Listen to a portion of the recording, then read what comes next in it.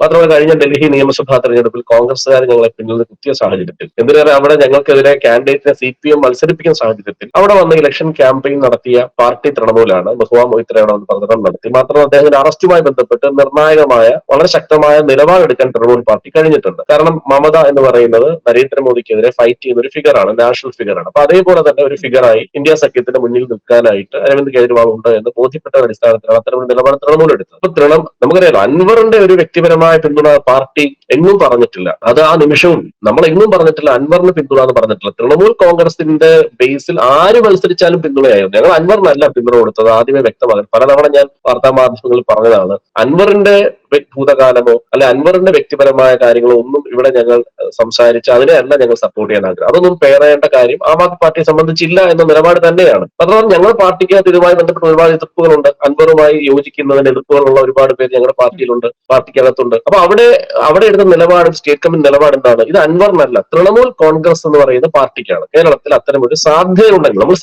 Politics പോസിബിലിറ്റീസിന്റേതാണ്, അതിനെപ്പറ്റിയാണ് അന്വേഷിച്ചത്. അപ്പോഴാണ് already അദ്ദേഹം തൃണമൂലുമായി സംസാരിക്കുകയും ഒക്കെ അതിനുവേണ്ടി ക്യാമ്പയിൻ നടത്തിയ തൃണമൂലിൽ എംപിമാർ കേരളത്തിൽ വരികയും ചെയ്ത സാഹചര്യത്തിൽ ആ നോമിനേഷൻ അങ്ങനെ വന്ന സാഹചര്യത്തിലാണ് സ്റ്റേറ്റ് കമ്മിറ്റി തീരുമാനിച്ചത് നാഷണൽ കമ്മിറ്റിക്ക് വിട്ടത്. ഇലക്ഷന് ശേഷവും ഇത്തരം ഒരു മുന്നണി സംവിധാനത്തിൽ അവിടെയാണ് ശ്രീ അൻവറിനോട് എനിക്ക് പറയാനുള്ളത്. ഞാൻ അൻവറിനോട് സംസാരിച്ചു.